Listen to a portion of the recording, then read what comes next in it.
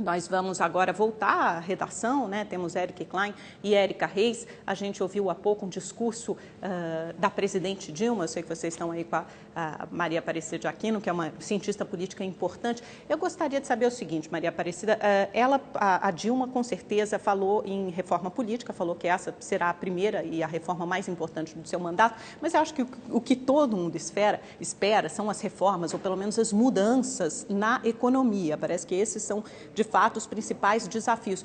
A senhora acha que a presidente Dilma, ela acenou, né, para o setor produtivo, principalmente para o setor industrial, mas ela não falou especificamente que mudanças faria na economia. A primeira delas seria o anúncio do novo ministro da Fazenda. A senhora acha que a presidente Dilma fará um ajuste gradual, fará alguma mudança significativa na economia? O que o discurso dela indica, professora? Eu acho que essa é uma pergunta extremamente importante e penso o seguinte, acho que quando a presidente, no caso, já sinalizou trocando o ministro, ela está mostrando um desejo de uma transformação, de uma mudança. Então, acho que por aí a gente já pode entender que existirão modificações que vão forçosamente acontecer dentro da economia. Agora, quando se pensa no que fazer, eu acredito que uma das coisas que precisa ser feita é a questão de vamos observar o ciclo da inflação e vamos, na realidade, perceber quais são as possibilidades de deter esse ciclo.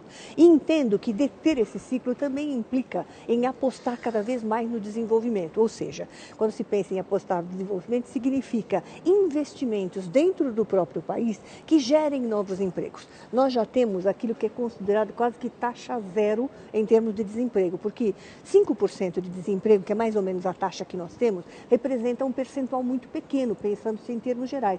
Se a gente analisa, por exemplo, outros países, a gente observa que as taxas são muito mais elevadas. Então, nós estamos num bom patamar, mas melhor seria se nós estivéssemos num patamar menor ainda. Então, acredito que algumas medidas serão tomadas no sentido de deter o crescimento da inflação, acho que isso é extremamente importante, muito significativo, e acho que começa por aí, né? E a questão de ajustes, né? Por exemplo, todo mundo se preocupa muito com a questão dos juros, né? Acho que haverá uma preocupação em efetivamente estar voltado para essa dinâmica e pensar em como é que nós poderíamos estar também trabalhando no sentido de diminuição dos juros, inclusive para a chamada dívida interna, no caso. Professora, e a nossa cobertura aqui, que vai até às 23 horas, até às 11 da noite, a cobertura das eleições na Rede TV, que começou às 4h45 da tarde. E nós vamos agora até Brasília para as considerações finais da nossa comentarista Tereza Cruvinel e aquela análise final, passando a régua. Tereza. Então, eu queria cumprimentar a professora Maria Aparecida Aquino, uma interlocutora que eu sempre apreciei muito. Vamos lá.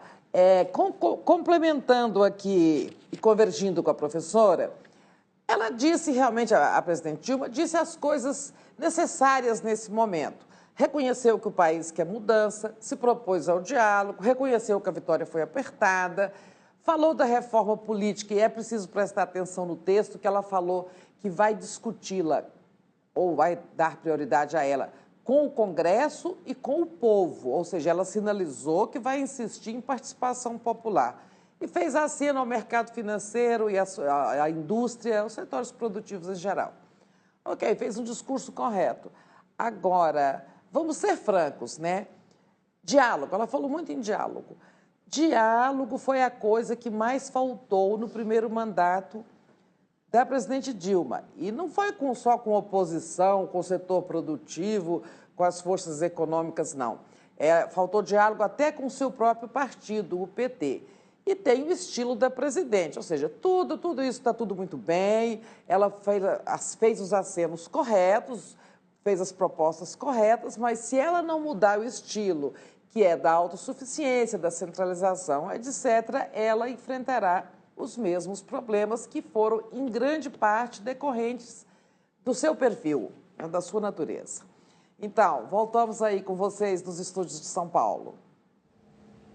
Muito obrigada, Tereza. Acho que é isso aí, é ver se realmente ela vai manter as portas abertas ao diálogo com todos esses setores da sociedade que ela fez questão de mencionar nominalmente, né? Setor produtivo, as forças sociais, os movimentos populares, as alianças políticas, os deputados, os partidos da coalizão. Ela fez questão de agradecer a todos esses, de nomear todos esses. Vamos ver se ela realmente vai manter as portas abertas ao diálogo e retomar a interlocução com todos esses setores tão fundamentais e importantes do mundo político, do universo político e também da sociedade. Eu agradeço muito a você, telespectador, pela sua companhia nessas 6 horas de cobertura e passo a palavra ao Eric Klein e à Érica Reis. Obrigado, Amanda. Voltamos Obrigada, aqui com a Amanda. Professora para a gente finalizar. 30 segundinhos. O governo tem um desafio, vou colocar uma pergunta para a senhora, tem um desafio agora de começar a repassar os 10% do PIB para a educação. Como que será feito isso? Eu acho isso absolutamente fundamental.